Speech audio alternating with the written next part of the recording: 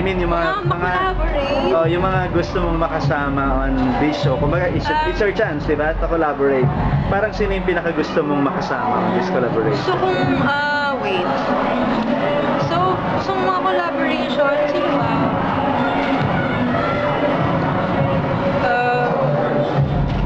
Well, kasi, ano iba-iba po. Kumbaga, siguro si Francesca Carr, hindi po namin siya na nag-guest. Sino ba? Si Francesca Carr. Ah, okay.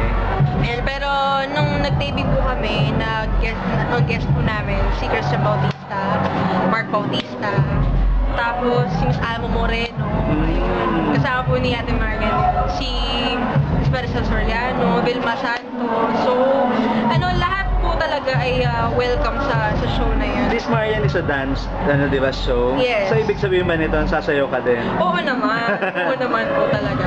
Tsaka kumbaga, well, since dance show siya, parang, syempre, hindi lang naman din like that, like, puro sayaw, diba? May sing and dance. Like, siguro, thankful po ako na nalagay po ako doon. Like, kunwari, parang to add flavor. Kumbaga parang may bonus din. So, ayun po, tutuwa po talaga ako. Kasi, yun, Ate Marian's really, really professional. She's beautiful inside and out. She's real. Tigil sa lahat, napagaling sumayaw. Should you miss doing teleserye? Oo naman po talaga. I think siguro hopefully at the end of this year magkakaroon po ako ng soap opera. Yeah. Pinag-usapan po ng management. Tawag dito, ayan ba yung isang parang comeback love team niyo ni Elmo or parang another guy again for a love team? I don't know po. I don't know. Hindi ko po alam kung siya or iba, parang gano'n. Siya po. Pero ayun nga, I'm not closing my doors naman. Kung sino po na makatrabaho ko, wala naman po talaga problema sa akin. But I think it's not yet the right time to work with him again. Kasi may Janine Elmo po. Okay. Kumbaga parang, yan, to give respect na lang din naman po. Pero ikaw, are you willing to do more projects? Of course naman. Siyempre, you have fun din naman together, right? Oo naman po. Hindi na naman po talaga sila nawawala.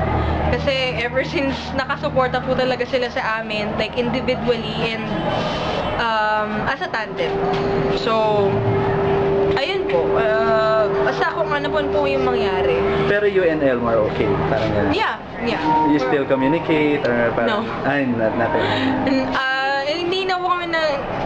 Hindi na po kami masyadong nakakaano eh. Kasi bilang naman din po kami magkita. Okay. Do you feel na some fans are divided na? Some fans are divided? I think it's their choice na din. Well, kasi ako like personally, hindi rin naman din po talaga makokontrol yun. Kung ano man po yung mga iniisip nila, diba? And, lahat naman po tayo may mga kanya-kanya mga opinion. So, and, diba, parang siguro, kaya nila nasabi na ganun kasi gusto din nila. Okay.